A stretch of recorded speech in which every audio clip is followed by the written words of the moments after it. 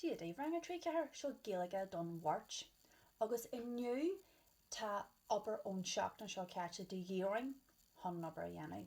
So an cin le an lehanana seo a ramuid ar an déirding faoi céim fear ar chóir muintir féicear legus dúin bí a míchlanseil ihe ar scoil, bin lehanana seo díorh hon obair Gaeilge a dhéanamh inniu.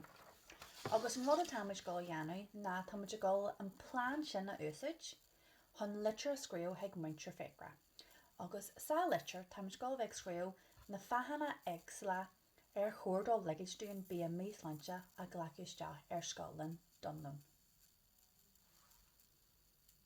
Má arcin mu déan lehanana seo na boscaí difriúla do rudaí a ceithí a bheith sa litir. So má arcin mu déan cé bosca suas an seo. Déirann sé ag an bar aim, seolaí agus data. So sin an céad rud atá le scríú agin ar litir. Agus an rud a rimmuid an seach an seo ceate na scríbmuid war aim, war seolaí nó an aitina bhfuilmuid obair thona, agus an data a rimmuid an obair. So an céad rud atá me se go dhéanamh ar má litir na an ólas seo a scríú. Nes, má smuoinn sibh ar seo ce hat ar litir a scríbmuid seo. Mai sibh. Seo má aim, má seolaí seo seolaí na scola, agus data inniu mar inniu táid ag scríú an litir. Nes, níor scríb mé an ólas seo ar an taobh seo an lehanana, mar scríbmuid de gra, mar ceithí an píosa ólas seo bheith ar an taobh seo an lehanana.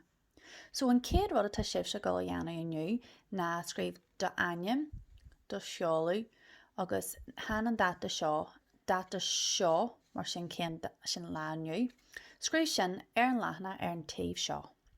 Heaglah brú ar pás hon sin a dhéanamh agus nuair tá sé deanta brú ar play arís. Ok, nes an darna rud nó an darna bosca déirann sé an seo cé. Cé aige nó ici táid scríú an litir seo aige. Táid scríú seo ag muintir féicre. So scríbmuid muintir féicre an seo. So sin an darna rud a cé me se scríb ar an litir. Agus nuair táid ag scríú litir tá dóid jazz hon sin a dhéanamh. Agus an rud a dhéanamid ná scríbmuid a muintir féicre. Ní scríbmuid muintir féicre, scríbmuid a muintir féicre. So sin dóid jazz hon dó muintir féicre a scríú. So sin an darna rud atá le déanamh. So an céad rud ná an ólas ón céad boxa a scríb suas sa córneo. Darna rud atá le déanamh ná an darna boxa cé leis an litir tá siad in muintir féicre, so scríb a muintir féicre. Anis, sa boxa seo an áit ar scríb sibh céim fear a sílann sibh gur chóir do muintir féicre legus dúin bí a míoslanse a ihe ar scoil. Agus a néadíomh scríb a muintir féicre, táid go an píosa ólas seo a scríb. So tá go haisman Steve cé a scríb meise ar má litir agus heaglah dó litir héin a scríú an sin. So scríb mé a muintir féicre. An sin scríb mé, tá mé ag scríú an litir seo mar tá céist agam duit. So an céad rud a rimé ná dúirt mé céim fear a tá ag scríú an litir. Níor thosa mé ag scríú amach tá bí a míoslanseil blasta. Rubh sin céim ag scríb céim fear go ag scríb an litir. So tá ag scríú an litir seo mar tá céist agam duit. An déaglinn bí a míoslanseil a ihe ag amlung. Agus sin an céist tágam.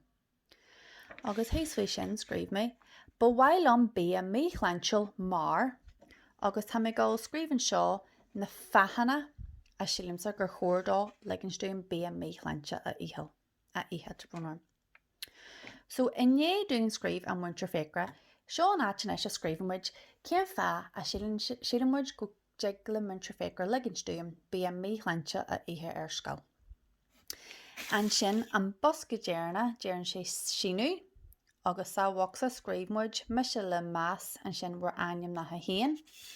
So sin an scríb mé ag an fíorhearí, meise le más muintir catlainn.